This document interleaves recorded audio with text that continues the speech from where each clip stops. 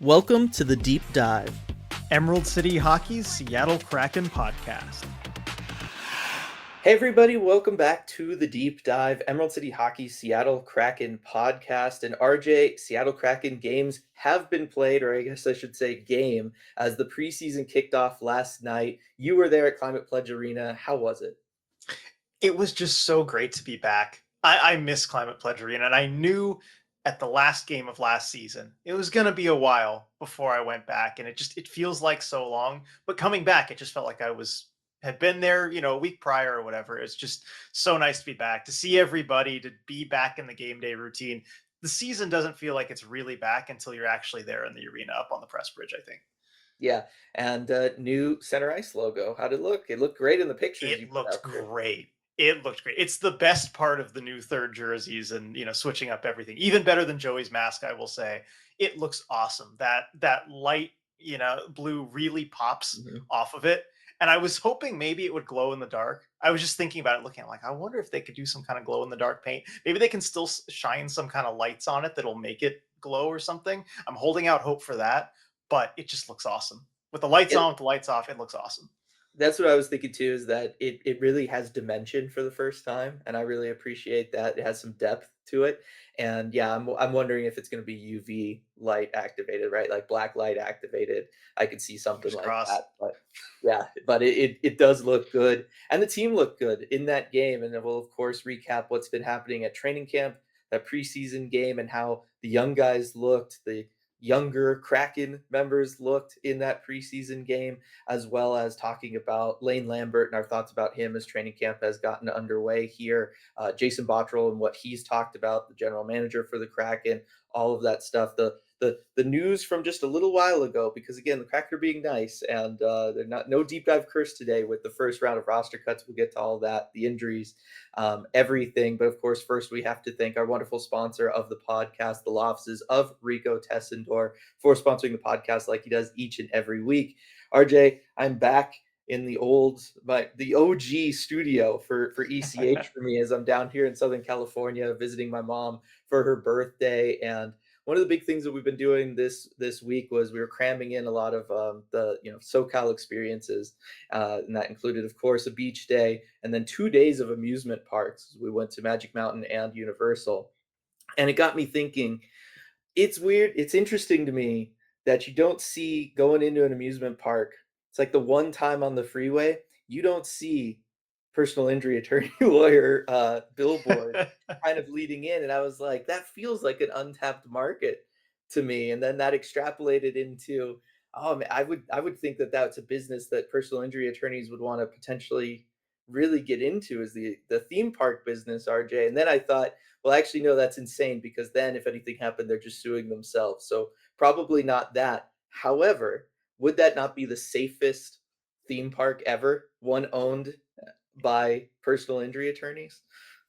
You know, It's like I think them the and an incentives insurance align, company I will would make say. the most boring but safest practical amusement park of all time. Yeah, I think it would be very safe. I don't think a lot of people would go.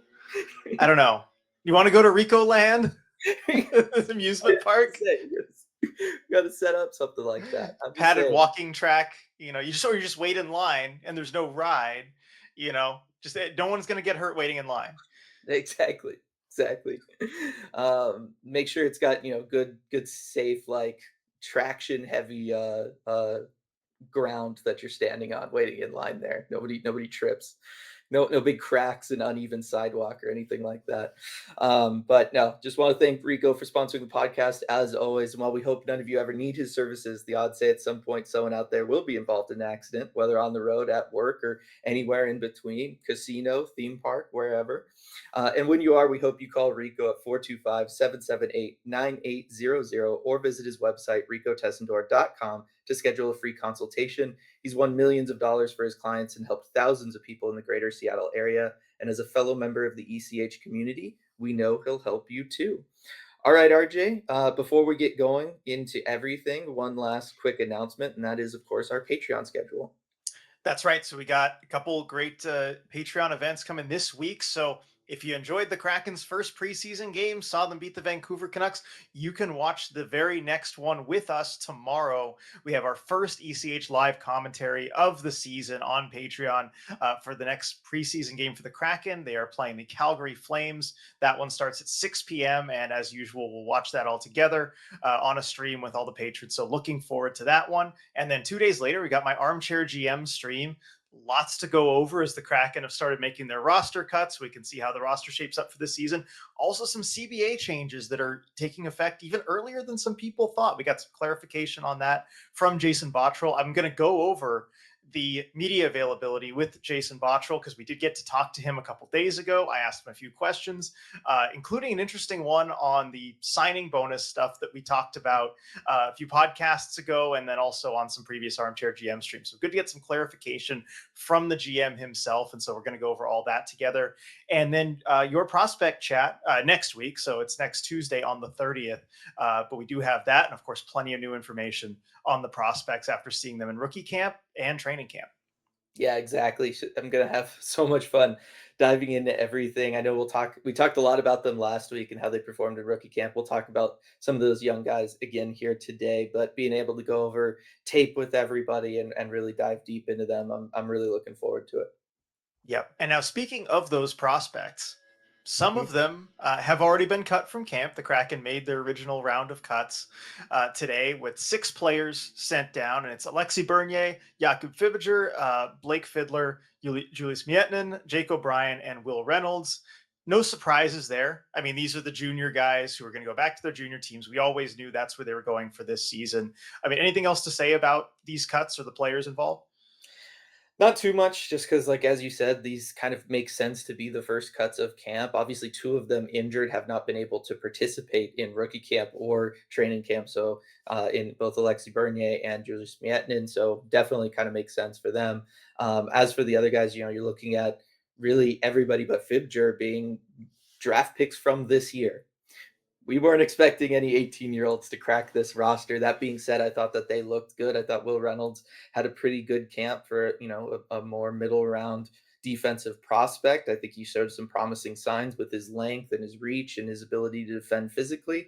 Jake O'Brien, I thought, came in and had a fairly solid camp. There was definitely a learning curve to everything for him, being the, eighth overall pick from this past year's draft for the Kraken.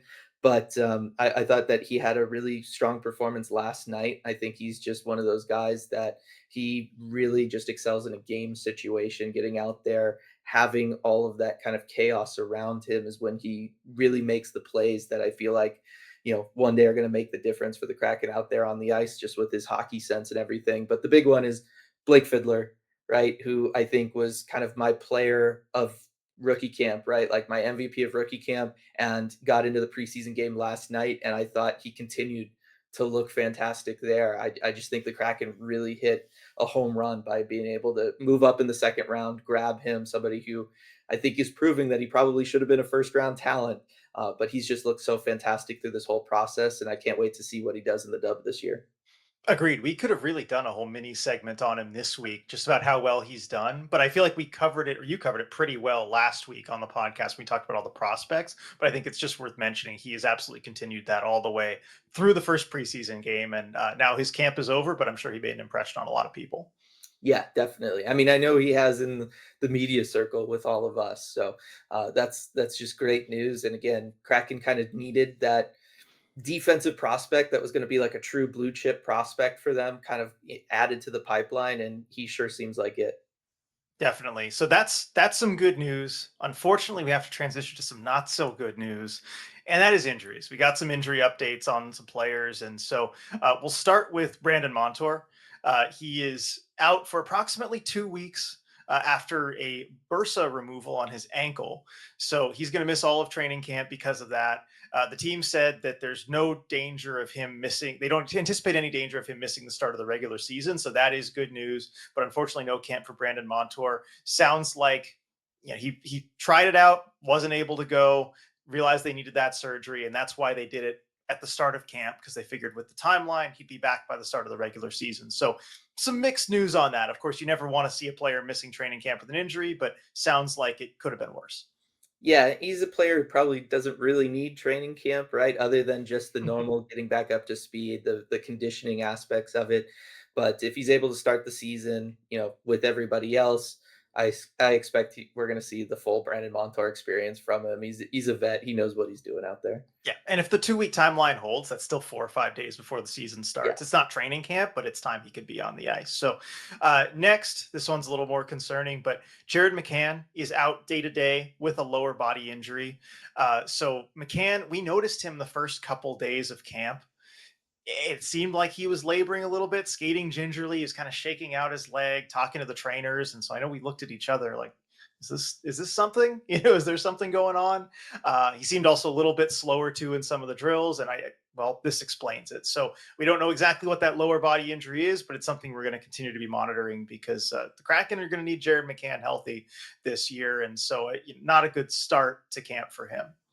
Yeah, again, we'll see what it ends up being. It's I guess hopefully good news that it's just a day-to-day type situation. Again, he's another player who doesn't probably need as many of these training camp reps, doesn't need as much work in the preseason as maybe some other guys. So having him miss those things is probably not too bad. But certainly with the new coach, new systems, all of that stuff, you would like to have guys like Montour, McCann in there and able to get some work in. So hopefully McCann's able to return sooner rather than later.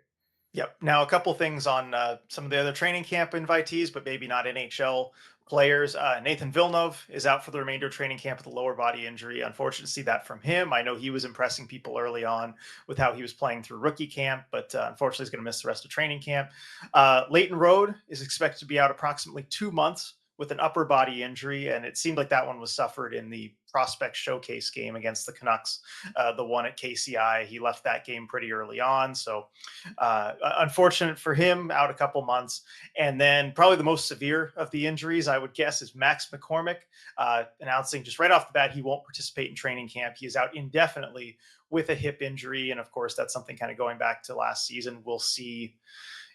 We'll see if and when he's able to return, but hate to see that for Max McCormick, someone really valued down in CV.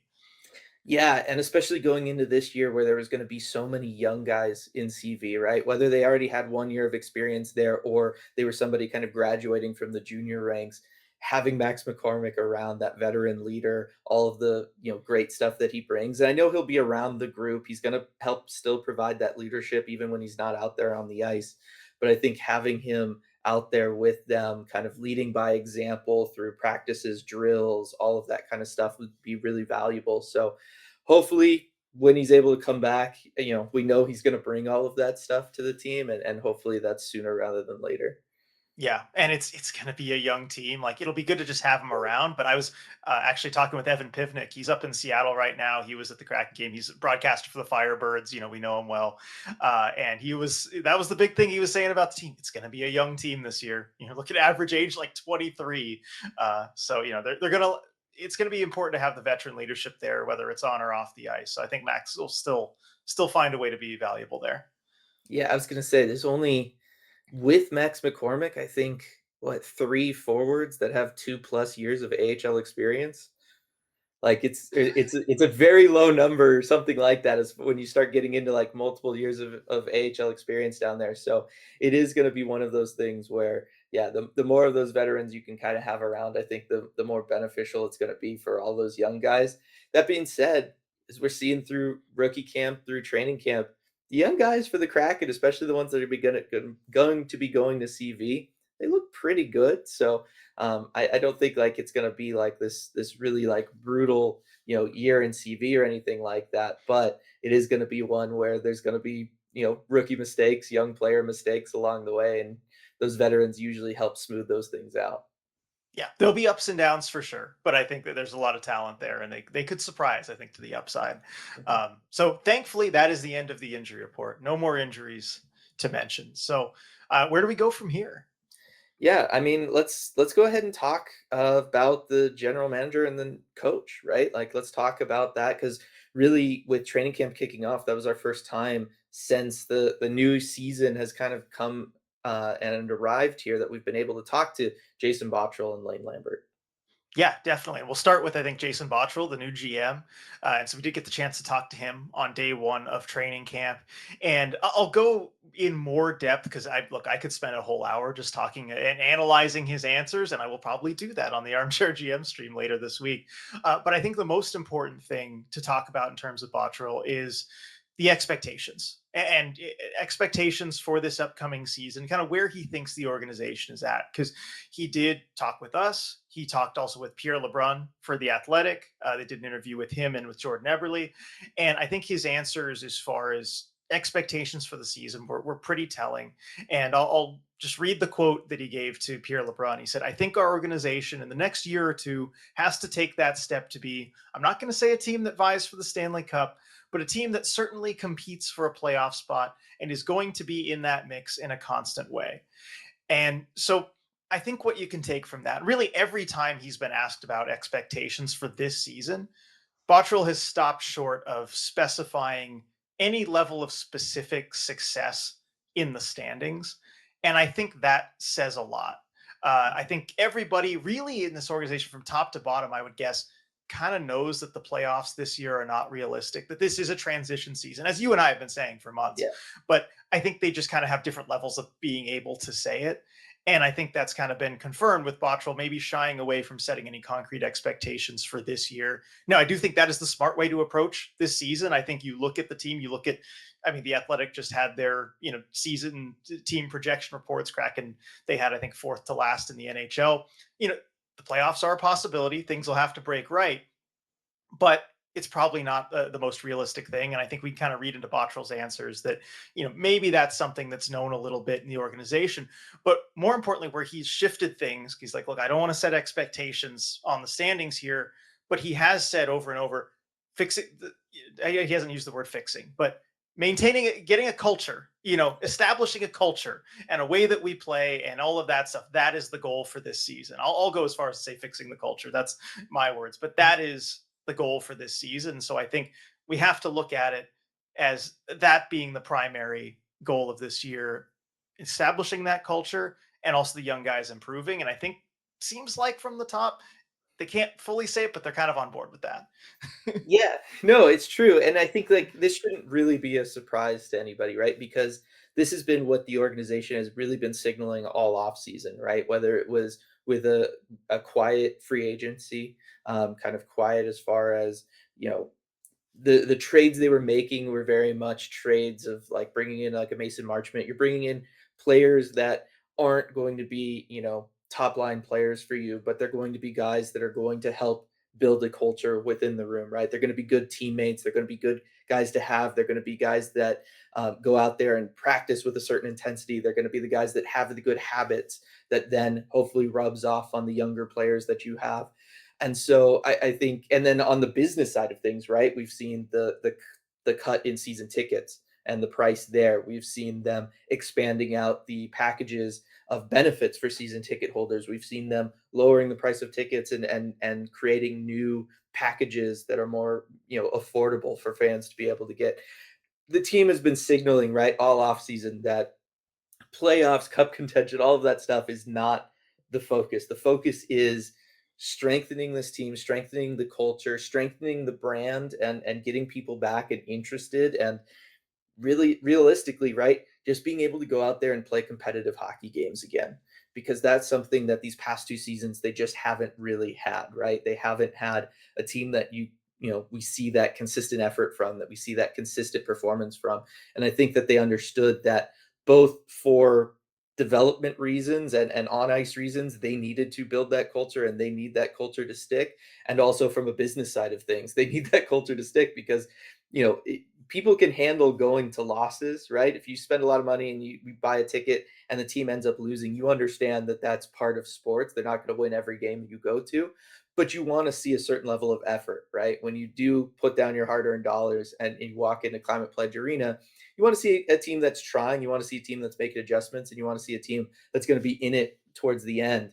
And I think they understood that that was realistically the priority that needed to be fixed this offseason. They could not risk having another year go the way these last 2 years went. And I do think that Jason Bottrill has a really good handle on that. I think he really understands and has a good feel for the kinds of cultural changes that this team needed from a roster standpoint. He's gone out there and done that.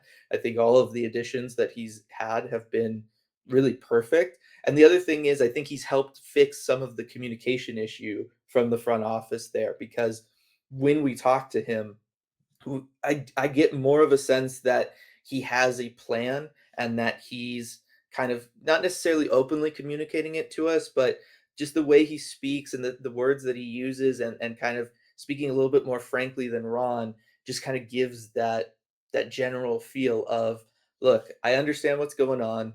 I know you know what's going on. This is what we're doing. We have it handled. We have a plan. It takes more than 3 months to get there, kind of thing. So it's a work in progress.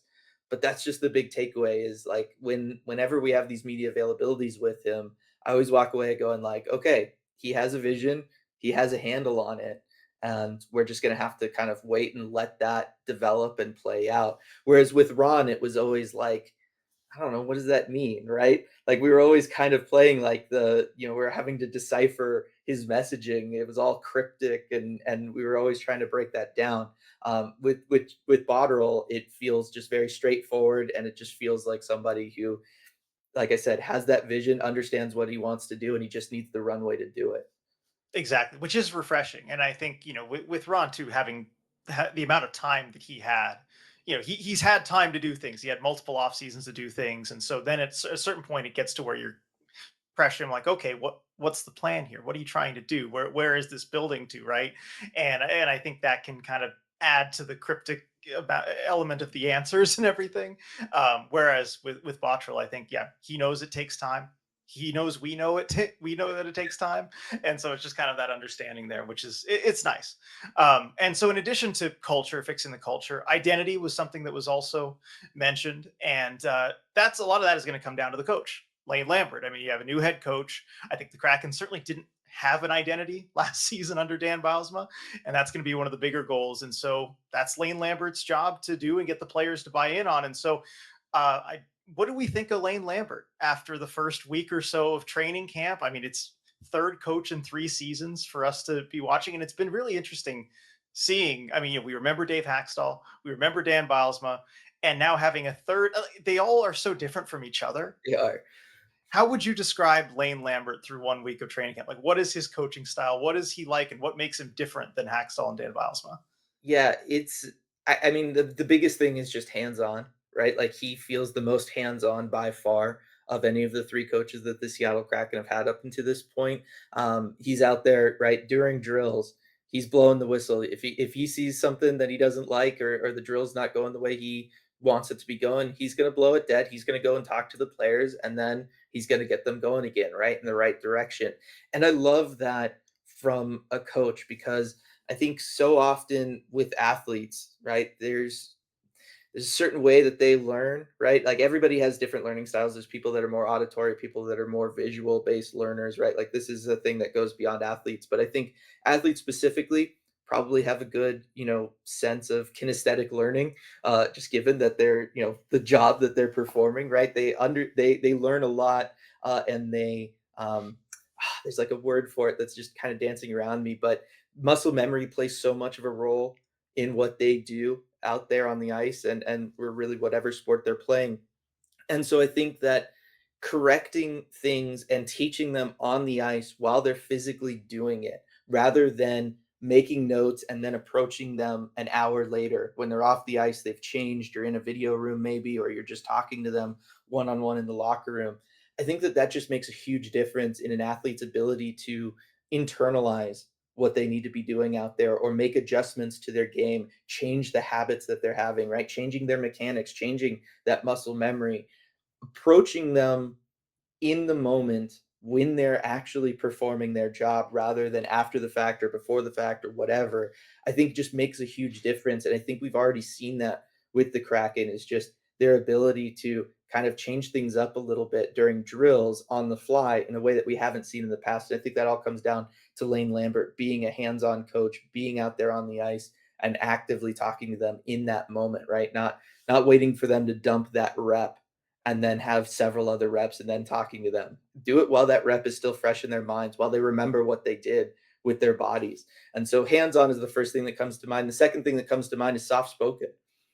He's a pretty quiet guy, like, when he talks to the media. I mean, I was only there for 1 day, but when he talked to us, that first day, it was just like a very, it felt like a coach who has a lot of experience in this league, who has a lot of experience talking to players, communicating with players, teaching players, and just came across very soft spoken. This is what you do. This is what we're going to do.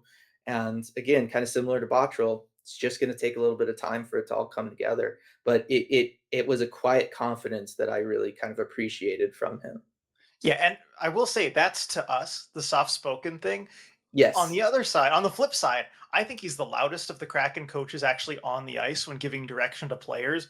We could hear pretty clearly a lot of the things that he was saying because of the volume there. And so it's interesting the different demeanor off the ice to us. And I think probably even to the players, that quiet confidence. But on Yeah. the ice, you need to be heard. And he's Yep. not afraid to make sure that he is heard. And I want to zoom in on one of the things you said early on talking about Lambert, because you said, when something's wrong, he'll blow it dead, go talk to the players. And I want to examine the talk to the players part because I want to add a word to that. He talks to the players himself.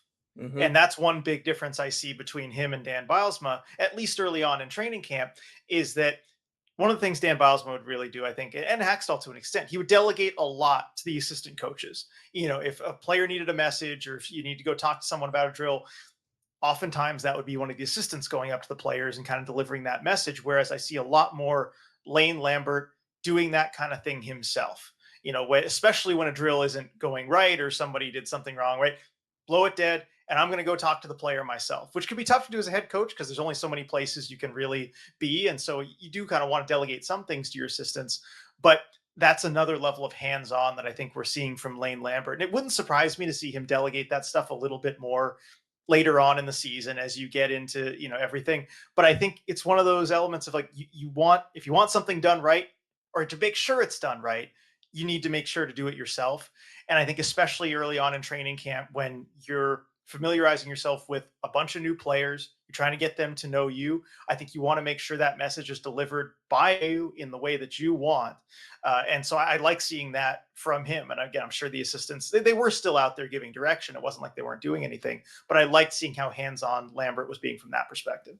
Right. And again, it's communication, right? And again, not to say that there wasn't communication last year or that there wasn't communication under Dave Hackstall, but I just think the more communication you have, the better it is. And I think that based on what we're seeing from Lane Lambert and the interactions he's had with the players out there on the ice, I have to imagine that again, when it comes to like teaching, correcting things, that communication has just been better so far under this staff than it has been in the past. And I have to imagine that that will make a difference, right? It might not make a huge difference right now. There's still, integrating new systems, all of that kind of stuff. Things take time, but it gives me a lot more confidence that we can see a team this year that is going to be able to make changes during an intermission break, right? Or that if a player has a rough shift out there on the ice or they get burned by something, that they can go to the bench, somebody's going to talk to them, and then they can correct that for later on in the game. And we're not going to see them kind of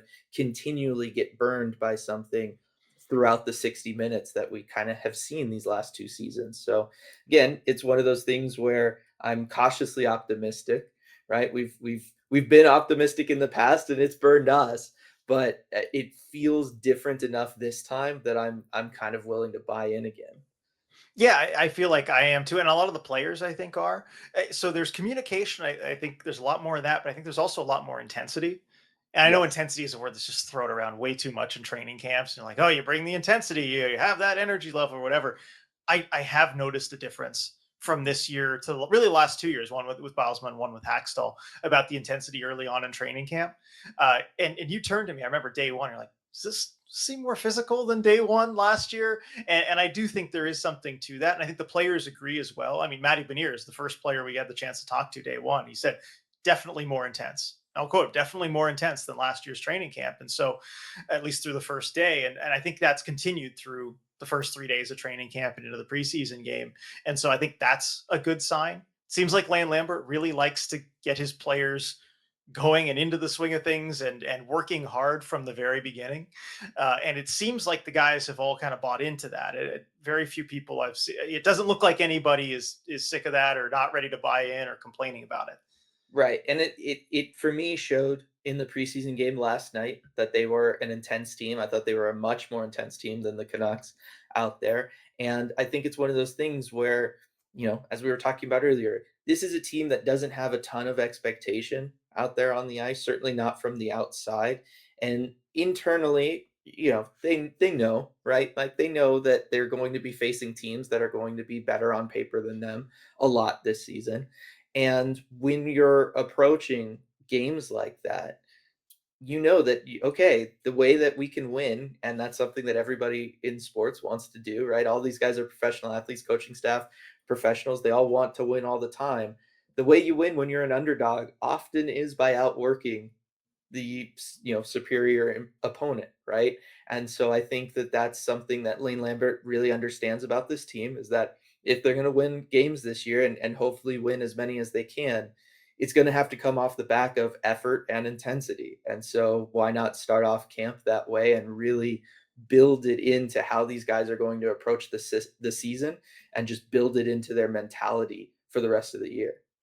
Yeah, I think that's what they're going to need if they're going to be at all competitive.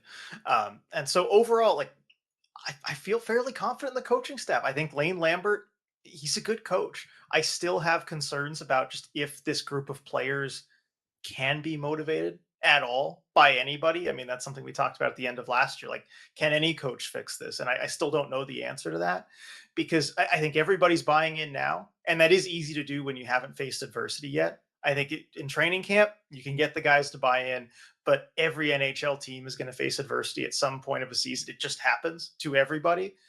Can you get the players to keep buying in when that happens? And we'll see. Again, I think Lambert's a good coach. I think he's got as good a chance as anybody. But we'll see how that ends up going over the course of the season. Yeah, I mean, this is where it's him and it's the roster moves that Botterill has made, right? Like, this is where the two kind of have to work together on that. Is, you know, does having a Mason Marchment, a Frederick Gaudreau around change the dynamics in the locker room kind of enough for things like that to hold through the tough challenges that a team is going to face over the full 82, in a way that, last year's roster kind of wasn't able to deal with those things. We'll see, right? Like, again, the my whole thing this whole offseason has really been cautious optimism. Like, that's just really where I'm at. I really want to believe I'm seeing all the things that I think we need to be seeing from the team, from the front office, from the coaching staff. But after these last 2 years, it's hard for me to just go all in on it again, because we've seen just about everything that can go wrong kind of go wrong for them these last 2 years. And so, again, it's a cautious optimism, I think, is the big word for me. Um, Transitioning away from front office and coaching staff, though, Well, RJ. one Oh, more thing. I'm sorry, I should have mentioned this to our notes. I think we should clarify the coaching roles because that is something yeah. that Coach Lambert also did say. He clarified, who's going to be handling what as far as the assistant coaches. Mhm. So Chris Taylor is going to be coaching the forwards, and he'll work on the power. He'll run the power play. Aaron Schneekloth is going to be coaching the defenseman and the PK, and also Lane Lambert's going to help him out with that. Of course, Lambert being more of a defensive specialist. Jess Campbell is going to move into more of a development role with the players and also work on face-offs. So face-offs will kind of be her purview. And then Justin Rye, new addition, he's going to be player development, and we kind of learned more about his role and talked about it a few weeks ago on the podcast. So just good knowing this is kind of how I figured the roles would play Yeah. out. Of course, Sneakloth being more the defensive guy, Taylor being more the offensive guy. Yeah. But just the interesting part, I think, is Jess Campbell kind of moving into more of a development role, which I think that's her strong suit. I think Yep. that's probably a good move. And if yesterday's preseason game is anything to go by, it seems like she will stay on the bench. Yeah, I'm kind of curious about that, and I didn't know if anybody asked him, going into the game or after the game about that, because I could see her being on the bench for these earlier preseason games because there's so many of the young players in there. So, like, it benefits to have a representative of your, like, player development, Yeah, staff there on the bench with them. Whereas once the regular season comes along, maybe that's not as it needed would be during a a game. crowded bench. Yeah. Yeah, because it is a crowded bench. So, I think that that is something that, yes, it's worth noting now, but I wouldn't be surprised if that changed as we move in towards the regular season. I will say development coaches don't usually go onto the bench for regular season games anyway. You don't usually see that, so we'll still see on that. But good to have the coaching roles all just like finalized and known, so that when we see something on the power play, we know, oh yeah, that's Chris Taylor. He did Yeah. that, and so just it'll help us as the season goes on for knowing who does what. Yep, definitely. So moving on to the roster itself, RJ, one of the things that we didn't mention when we talked about Jason Bottrell speaking to us earlier was him talking about the goalie situation, RJ. And I know the big buzz amongst all of us media members after that conversation we had with him, after that media availability, I should say, was, and I'm just going to get right to it and ask you, RJ, do we see three goalies on the opening night roster? I don't know. It would still surprise me to see that. I think, especially given the forwards that you have as extras, like a John Hayden or a Ty Cartier, you Yeah. certainly could send one of those down. But do you want to be doing that to start the season? I don't know. Look, Jason Bottrill did say we're going to need three goalies over the course of the season. That's something he said on July 1st after they signed Matt Murray. It's something he said again a few days ago. And over the course of the season, given the condensed schedule, yeah, you probably will. I'd be surprised if there are only two goalies that started a game for the Kraken this season. Like they will need three at some point. As for keeping three goalies on the roster, it's just not something teams generally do for a long stretch of time. So, we'll see. But really, I think the headline worthy part of what he said is just there's a competition there for sure for that backup job between Philip Grubauer and Matt Murray. And they are in the same group to start training camp. It's the two of them on the ice at the same time. Joey Decord's in a separate group. He is 100% the starter, as Jason Bottrill confirmed on the radio. Not that we need any confirmation, but there is a competition for the backup job. And I think that is noteworthy. They're not just handing it to Philip Grubauer. Matt Murray is in the mix. And so, we'll see how they're able to do it. Neither of them played in the first preseason game. It was Joey Decord and Nicholas Coco, or Nikkei Coco. I still need to get used to that. But uh, I wonder, if Matt Murray really outshines Philip Grubauer in the preseason, do we see him kind of get the first nod as the backup? I don't know. I don't know either. It's going to be really interesting to see. I think it probably will just come down to performance, and I think, look, the Kraken are in a spot where that is what should be dictating this, right? Like they want this season's to be different. They want the season to be different. They want the season to be different culturally, and one of the best ways to do that is to, you know, try to get as many wins as you can, especially early on, right? Like start the season off right. We go back to Joey Decord and him talking at his during his exit interview with all of us in the media at the end of last season, and he talked about how, right, if so much of the season is just based off of early momentum, and if you have that good early momentum, that can really just kind of carry you the rest of the season. But if things start going wrong, it really snowballs on you. And I think that that's something that the team is going to take seriously this year, just because of all the things I talked about earlier. And I think that means whichever goalie they genuinely feel is going to give them better performances on the nights when they want to give Joey a rest, they're going to go with that goaltender. And I don't think that contracts and anything like that is going to play into it. So it's going to be very interesting to just see how the straight up mano a mano battle through training camp and preseason ends up going for these guys. But I'm also with you. I don't really think it makes much sense to hold on to three goalies on the roster. I think you go ahead and you just make the move that you're going to make at the end of training camp, and you go with the guy that you just feel like gives your team a better chance of winning on those nights that he's going to start. Yeah, and it's always something that you can change, right? You can always call up the other goalie. You can always send the other Mhm. guy down.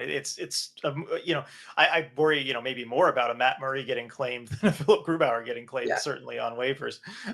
But I think you can just go with whoever you think gives you the best opportunity to win it. And that's what you should do with goaltending. That's always what you should do is ride the hot hand in the goaltending department. So I like that they have multiple options there to go with. And so we'll see how the goalie competition plays out. We really can't speak too much to it right now because we haven't seen him in the preseason. I think that's going to dictate a lot. I think if you just canceled the rest of preseason and you were going off of right now, I'd imagine they'd probably give it to Philip Grubauer, but he'd be on a very short leash. Yeah, I agree with that. I agree with that. Going out of the crease here, RJ, let's talk about the young guys. And I mean the young guys, the guys trying to break into the NHL for the first time here. The Yanni Newmans, the Berkeley Cattons, guys like that. What have you seen from them through training camp now that they've survived rookie camp? They looked good during that time. We're seeing them now in training camp. We saw them last night in the preseason game. What are your thoughts on some of those players? Well, I've been glad to see him get so many reps, especially getting the preseason game in. I mean, we just talked about how Jake O'Brien was one of the first cuts, and he's been sent down. And as we kind of covered him, good to see him in preseason action. I think that high upside's still there. It's going to take some time. So we covered O'Brien, but as far as Newman and Catton, uh, I've been impressed early on from what I've seen, but particularly from Yanni Newman. I mean, I think again we talked about him first last week. We need to talk about him first this week because he's still the better of the two players. And I think at this point, he needs to make this team. Yeah. Just needs to make this team out of camp. I feel like he's leaving the coaches with no choice after seeing him in that first preseason game through all of camp. He is an NHL player. He should not be going back to the AHL. Right, and I think the big thing was obviously you see the 2 goals from him in that game, and that means something. It's solid production that you can directly point to, but it's how he scores both of those goals, right? First goal is by far and away the more impressive one for me, just from him specifically, because it was him keeping up with the transition attack, right? That the Kraken want to have. He's skating head down. He's got enough speed to get up and be part of that overall rush, and he goes backdoor, right? And he makes himself available there. He receives the pass, he buries the shot. That's the kind of stuff that I feel like was maybe missing from his game before, just because he had the incredible shot, he's got the great one timer, all of that kind of stuff. But I think what he was missing as far as being able to be an NHL player was the ability to attack in transition. I've been seeing that from him through rookie camp, through those prospect showcase games. Now we're seeing it in preseason. That I think means that he's an NHL player at this point, right? Like he needed to improve his skating. He needed to improve his ability to score in different ways beyond just relying on having a wrist shot that, if given time and space, it's going to go in, and having that bomb of a one timer. We're seeing him now score based off of his athleticism, off of his understanding of the game, off of his understanding of where to be during certain situations. And I think that that is the biggest signal for me that he's ready for the big time. And then you look at the second goal, and it is one of those one timers, and it is just one of the best one timers in the NHL. It's definitely the best one timer on this team. And it's just one of those things where it's just like, by not having that on your roster, particularly on the power play, you're literally just leaving goals off the board, right? Like if you don't stick him out there on your power play, you don't stick him on your roster, you're just saying, yeah, we actually don't want an additional 5 power play goals this season. Like it would just be crazy to me. Yeah, I'm totally with you as far as they just need to build a power play unit around him and around that one timer because watching that last night, and especially being there in person for it, I was on the side where he shot it. Good luck to any goalie in net. I know there was an ECHL goalie in net, so I mean he had no chance. But we saw it last season where he beat Hellebuck for one of his goals on a power play one timer. He can beat anybody with that shot, and so have to put him there. And I'll add one thing for the first goal too: reflexes. Mhm. Because yes, that pass came across from Capo Caco. I don't know if you caught it, but it was tipped along the way. He Mm, had to adjust. It went off a Canucks defenseman's stick and it trajectory changed by like 2 or 3 feet. And he had to adjust to it, did so seamlessly. So there's that as well. The strides he's made skating, improving his skating. I think you said to me during camp, he's up to the level of average NHL average forward from a skating standpoint.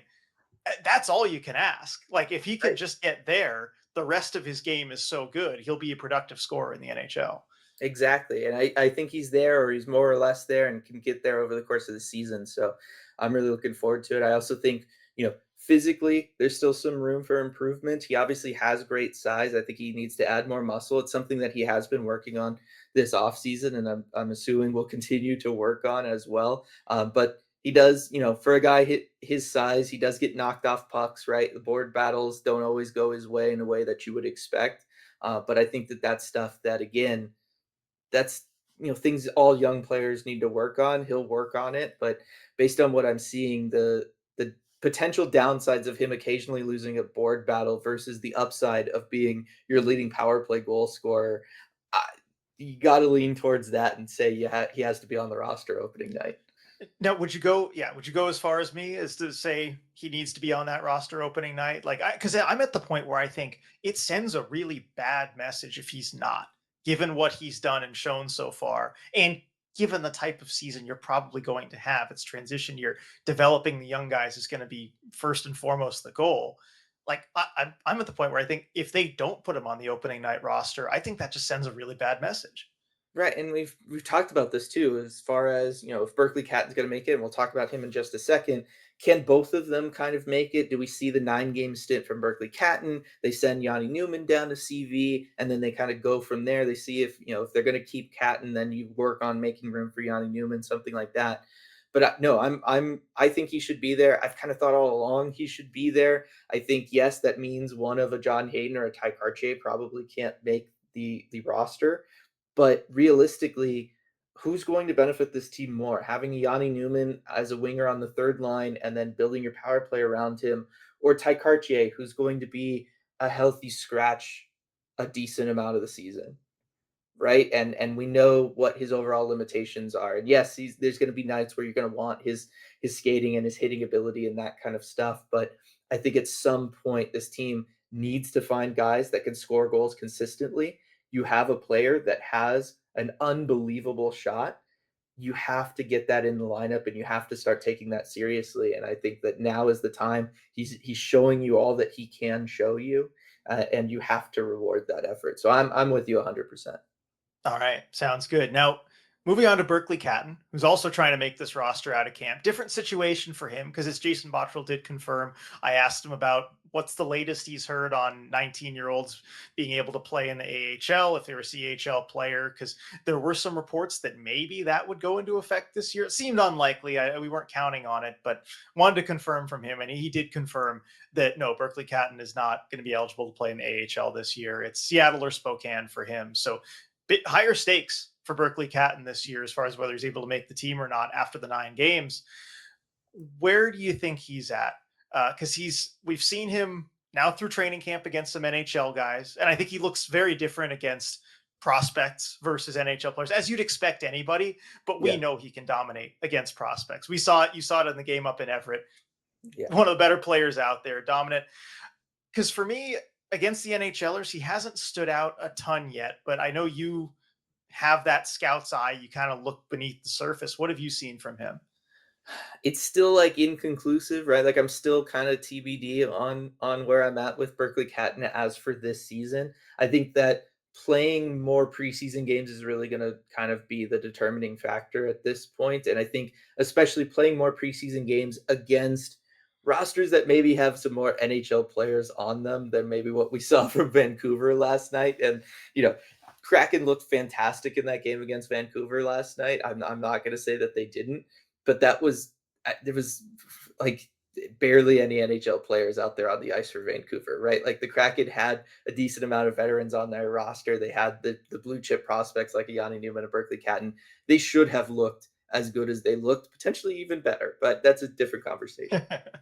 As for Berkeley, though, I need to see him against NHL defensemen, right? That's the thing that I need to still see. Obviously, there's a physical side of it, right? There's his size, and I think that if he was a couple inches taller, but more specifically, if he was, say, couple inches taller, but then able to be 15 pounds heavier, but still keep the same size and agility that he has. I think that then I wouldn't really feel the need to see it. But there were times in the game last night where he would try to cut to the inside, something like that, and he would just get stood up and flattened.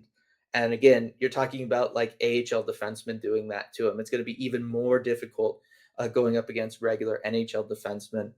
I talked last week about wanting to see him away from the puck in the offensive zone. I still kind of want to see how he develops there, how he learns to find open spaces, how he works within a cycle. One of the big things I enjoyed about watching that game from the Kraken last night was the early glimpses at running cycles that this team had and Lane Lambert's system and stuff, particularly the way they were handling behind the net cycling and things like that. And I thought Yanni Newman worked himself perfectly into that, right? It very much fit with everything that he's been playing pro style, or at least pro game in Finland for these last couple seasons in Coachella Valley. Yanni Newman knew exactly where he needed to be for the timing of everything to work out through that cycle. Berkeley Catton, sometimes the timing wasn't quite there for him with his teammates there, and I think that that's just something that comes from more reps playing a pro style game versus what he's used to doing in the WHL, which is he can hold on to the puck basically forever because nobody's going to be able to separate him from it, and he can then just be the guy to make the play.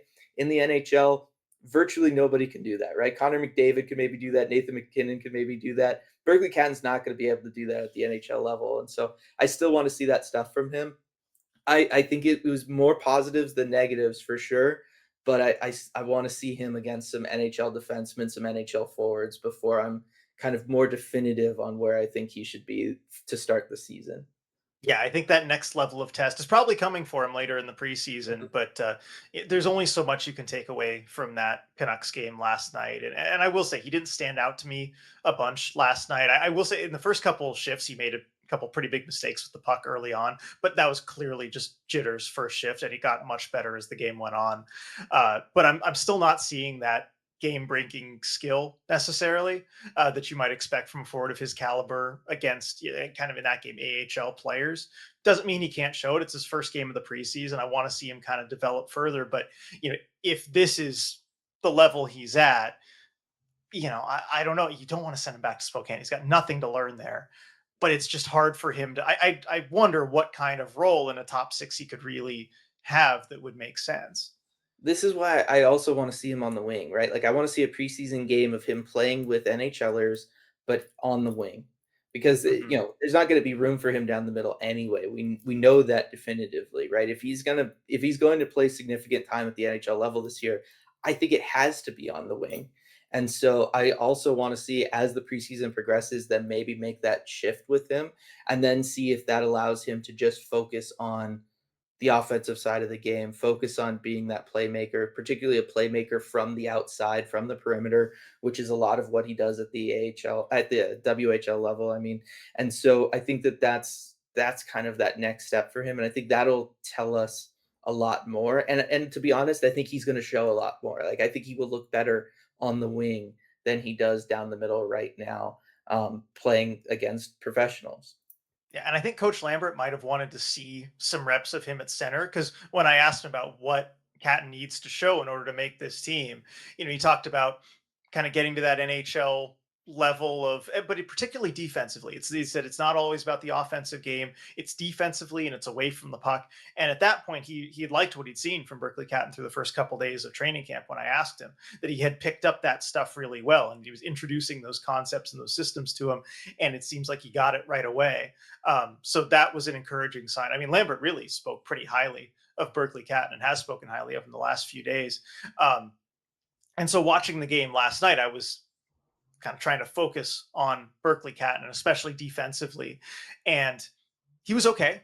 He was okay. I'd say good, not great. And he did make a really great play in the D zone. I think it was in the third period, and where he kind of separated a man from the puck out by the boards, made a good breakout pass that got things started going the other way. And I was about to clip it and be like, look at what he's doing defensively against like NHL guys. And I went and zoomed in on who the player was that he kind of took that puck from and made the play on, and it was Braden Coots, one of his WHL opponents there. So somebody, I think you still have to kind of call a junior player who's a year younger than him. So we know he can definitely do it against those guys. I just want to see him consistently do it against NHLers. And I know mentally he can. Like, he's a Mhm. very smart player, and that's something we've heard from many people in the organization. But it's just about getting those reps, getting that size, and being able to play at that level, that I think we still need to see the progress there. Yeah, that being said, I thought early returns of him at center in Lambert's system were positive, and we can kind of use this to transition Hmm. into talking about maybe some older guys on the team. Older being Shane Wright, Yeah. not even years. It's all relative. But I thought that we talked about this back when they hired Lane Lambert, right? If he was to carry over a lot of what he did systems wise with the Islanders, a lot of emphasis was going to be placed on the center position, and particularly on the center position, kind of being that last guy out of the offensive zone when the other team has the puck, but then playing deep in the defensive zone. It was going to require a lot of skating back, right? He's going to want to run a 1-2-2 check and have that center front and center pressuring that other team as they're trying to break out.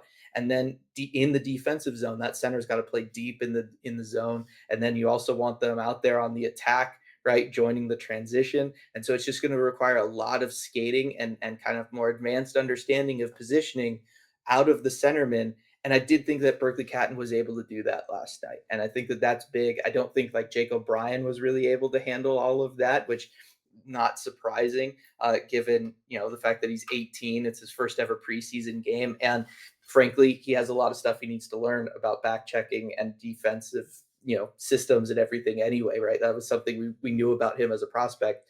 Berkeley Catton, though, has been working on those things in Spokane. He's been getting better at those things, and I thought that if Lane Lambert is to stick around, if this style of game is to stick around for the next couple seasons, I saw the vision of Berkeley Catton down the middle being able to pull that off. I thought that that was a real positive. I thought that he handled things in transition, both offensively and defensively, at a pretty good clip. And so I thought that that was a good thing. Maybe something we can't say for somebody who's already on the NHL roster and figures to be a big part of the Kraken this year, and that's Matty Beniers. And I'll kind of turn things over to you here. But I did not think that Matty Beniers kind of handled that increased skating, that increased intensity and workload particularly well. And that's a little surprising and frankly a little disappointing, given that was so much of who he was as a player back in his college days and as a prospect coming in, and somebody that I really thought was going to be able to excel in this system. But based on, again, one preseason game so far, didn't quite see that from him. No, I'd go as far as to say that he struggled in that preseason game and dealing with the skating demands of that system and especially working the puck up the ice or back the ice himself. And unfortunately, I think that's been a theme so far this training camp, even from day one of camp. And I'm a little concerned about Matty Beniers and where he's at right now. Because one of the first things we noticed about him at camp when we saw everyone get on the ice and we talked to him, everything, and this has been a theme with Matty Beniers, like this, he struggled to put on weight. We know that's an issue, but he does seem even more slight than before. It Yeah. feels like that weight again. Officially, he's up, I think, a pound and a half, like 2 pounds, something like that. It feels like that weight in reality might even be going down a little bit. And I think we've seen that effect too in the preseason game where there were some plays that he tried to make. I mean, I think of one in the third period where he was breaking the puck out of his own zone, tried to cut to the middle in a way that he normally would. And it felt like he didn't have the speed to get there, but also he was just knocked flat on his back by the Canucks player. And it turned into a 2-on-1 the other way. And it just feels like he's losing physical battles, maybe even more than he had in the past. And so that makes me a little concerned. But if he's going to be lighter, because look, that in itself is not necessarily a problem. He's shown he can be a productive player while not being all that heavy and being on the lighter side. That's okay. You can work around that. What really concerns me is, especially if he's going to be lighter, you better be fast. You better be able to skate. You better be able to get up the ice. And in skating drills, so far through the first few days of camp, he's been a step or two behind just about everybody in his group. And that's the real concerning thing to me because that was one of his strengths always was that motor, that skating ability. And it just seems like he's a step or two behind. And so we saw that happen in the game also. And so it's becoming a theme. And I'm at the point where I'm a little bit concerned. Yeah, I mean the preseason game was enough to raise some red flags for me and for me to get concerned about that as well. And yeah, I mean I remember putting it day one when we saw them on Discord that he looked smaller. Like he looks small. And I'm with you. Like you can be small. Like that's okay. He's proven that he has strength beyond his stature when he's out there and playing. Maybe not as much as he always needs at times, but that it's not a huge concern. The skating thing though is, and especially for a player, like I said, that was his calling card. Like I remember back during his draft year scouting him, and the thing that I love from him, you look at the World Juniors from that year with Team USA that he played in, you look at him at Michigan, his forechecking was so relentless. He was so quick. He had the quick cutting ability, the edge work to just absolutely stay on other teams, keep them from being able to break out of their zone cleanly at all. They just could not get moving up the ice. That's the kind of stuff that Lane Lambert's going to ask him to do. And based on what I saw last night, I don't think he can do it. And I think that that's something that he's going to need to work on and kind of get better at. And who knows? Maybe there's like a mystery injury, something like that. We don't know what's going on there. But yeah, based on what you were kind of telling me from training camp, based on the game last night, I think that that is something that we're going to have to keep an eye on, and hopefully he can correct going into the regular season, because especially if he's going to start the year off as their, first line center, he's going to need to have that, and the team's going to need that from him. Not to be all down though, we can talk about somebody who does look good, and I think we both agree breakout season for Shane Wright seems to be coming based on what we've seen from him and the early returns there. I thought he played a fantastic game last night, but I'll let you talk about how he's been overall. Right. I think he's picked up where he left off at the end of last season. I mean, he looks dynamic. Had a couple breakaways that he couldn't score on last night. Good performance from the Canucks goaltenders there, but he still looks a level ahead offensively of most of the other players on the team. And so I can't wait for him to get the opportunity, because Mhm. that's the big if. I think we both agree he is primed for a breakout season if he gets that opportunity to play more, to be in those key spots. And so I'm hoping we see that from Lane Lambert. But from what Shane showed, he can skate in that system. He can Mhm. get up and down the ice really quick. He can be a solid 200-foot player, which is part of what we saw even before he was drafted. He has that ability to be a well-rounded player. Um, and I think he might actually be a pretty good fit for Lane Lambert's system. I'm hoping it allows him the offensive creativity and freedom that he's going to need. But what does Lane Lambert always talk about? It's getting up and down the ice, it's skating part of that system, but it's also getting to the net. And actually, that was one area where Lambert said he felt the team didn't do well enough in the game last night, was getting to the net, getting that net front presence. But we know Shane Wright can do that. He's one of few players on the team that can do that and will do that. And so I'm liking the fit for him and Lambert's system. It's just going to come down to opportunity. Right. The two words that came to mind when watching Shane last night and how he fit in the system was comfortable and confident. And I think that those are two things that we've never really talked about with Shane Wright before, right? We've always talked about him needing to look more comfortable, needing to look more confident, him working on those things, right? Like that's always been where we're at. Last night he looked both of those things. He looked comfortable in the system. He understood where he needed to be. He looked probably more comfortable than anybody else in what he had to do and what his role out there was on the ice. And he looked confident that he was going to be able to go out there, execute it, and just play better than anybody else. Right. And I think that was the big thing was when Shane Wright was on the ice last night. Again, Vancouver wasn't exactly sending out the A team. He was the best player. And I think that that's something that, again, we've always talked about him having the potential of being that, but we've never seen it in practice. And I felt like last night we saw it in practice and we saw him want to be the best player and confident that he could be the best player out there on the ice. And that was really, really huge for me. And so I'm with you, right? We all know. Thinking back to the millions of comments we got in post games last year, it's all going to come down to can he get the ice time and everything. But I'm just kind of looking at this based on us talking about both Shane and then talking about Maddie beforehand. There's possibility that maybe those guys kind of have their roles reversed this year, right? And that could be something that we could see come about, particularly if it's going to be a little bit slower for Maddie to get going in the new system, and Shane kind of already has it. Would it shock me if Shane Wright gets more shifts in a game than Maddie Beniers early on in the season? No, not really. No, and Lane Lambert he's talked about, it's going to be off merit. You're going to get ice time based on how good you do. And um, if what we saw last night is any indication, Shane Wright's in line for more ice time, and it may not come totally at the expense of Chandler Stevenson, like we may have been projecting and forecasting. Maybe a little bit of that comes from Matty Beniers. We'll see how it shakes out with the lines and the usage and all that stuff, and also where the young guys are with the Yanni Newman and with Berkeley Cat and where they're slotted in. But if Yanni Newman is, say, with the Matty Beniers and Capo Caca, they go with like the Matty and the Finns line, maybe you want to ease up the ice time a little bit on Yanni Newman, a young player, kind of breaking in the league full time. You could see that lead to more opportunity for Shane Wright. I just hope one way or another that we do end up seeing that. It would sure suck for Capo Caco though. It would. No, I mean, you don't want to have Capo Caco, in that decreased role. You Yeah. ideally don't want to have that.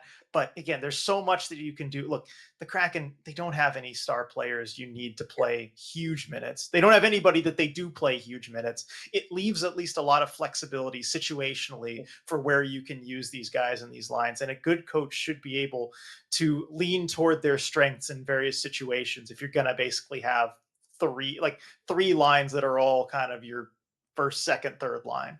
right. No, I mean, I think the big thing is when you talk about line combinations around those two players specifically, and I think about kind of what those lines should look like and the overall feel of it, and really how those guys operate within a forward line and really operate within the five-man unit out there on the ice is that Matty Beniers is more of a supporting role kind of guy, right? Like he's a supporter of his wingers, whereas I feel like Shane Wright is more of the guy on his line, right? And particularly offensively, this has been the case, and I think nobody would deny that Shane Wright has higher upside offensively than Matty Beniers has ever had. That's just always who they've been going back to them as prospects.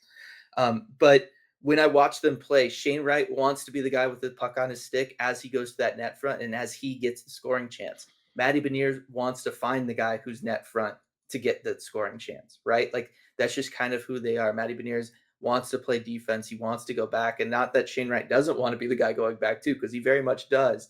But he understands and lets his wingers take on some of that responsibility. And so I think when you're talking about crafting lines around them, I think it's going to be important for the coaching staff to kind of view things that way and kind of put wingers that for Shane Wright are going to be able to get him the puck, get him up the ice and moving, get him the puck when he's down low and in front of the goaltender, and then can maybe take some of that pressure off of him defensively so that he can get moving up the ice and be part of the transitional attack. Whereas with Matty, you want to put guys that are going to go to the net front with him. You want to put guys that can finish with him because he doesn't necessarily have that ability himself. You want to put more guys that are going to be able to generate offensive chances around a Matty Benier. Whereas with a Shane Wright line, Shane's going to be doing the offensive generation himself. And so it kind of frees you up. And I think that's where seeing like a Capo Caco and Mason Marchment with Shane Wright makes a lot of sense for me. And then seeing guys like, kind of going back to maybe the old tried and true, a Jordan Eberle, Jared McCann type situation around a Matty Beniers seems to make a lot of sense.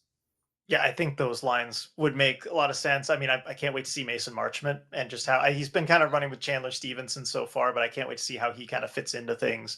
And yeah, speaking of the new guys, real quick, I mean, we won't do a whole lot on the new guys, Mason Marchment, Ryan Lindgren, and Freddie Gaudreau, just because I mean, none of them played in the last preseason game last night, so we'll have a lot more on them. Probably, I would imagine they probably play tomorrow. Hopefully, get into some game action there. And so we'll have more on that, next week and maybe tomorrow during the live commentary. We can kind of go in depth about it. But I mean, any real quick, just first impressions from those guys? Freddie Gaudreau's got hands, man. Yeah. Oh, you beat me to Those it. hands That are was that was sweet. the number one thing I was going to Sorry, say. sorry, but yeah, I mean that's been the big thing. Yeah, he's going to be the shootout ace. He's got such great hands. He's been dangling guys left and right, so that's just fun to see. It adds a little element of fun to every practice. Yeah. Uh, and Marchment, seems to have that big personality. He's well liked by a lot of the guys already, it seems. So, that's going to be fun. And then, yeah, Ryan Lindgren, true to form, already blocked a shot in practice with his face. So don't need to do that in practice, bud. But I don't think he can avoid it. I think he's just has that magnet. Yep. So You practice like you play, and that's how he Ryan sure Lindgren does. plays. Yeah, already in mid-season form, so good to see that from all of them. Yeah, I do think watching Frederick Gaudreau out there, I think we're gonna see a fast, pace-based fourth line again, right? Kinda, we'll see if the scoring matches season 2, but just that kind of relentless, like, you're not getting, a shift off because the Kraken have their fourth line out there, right? Like, you're gonna have to work against this fourth line, and that's been cool to see because that's something that we've in theory been saying about the Kraken, but it hasn't always been there in practice. I feel like with Gaudreau down the middle for that fourth line this year, it's going to be there in practice.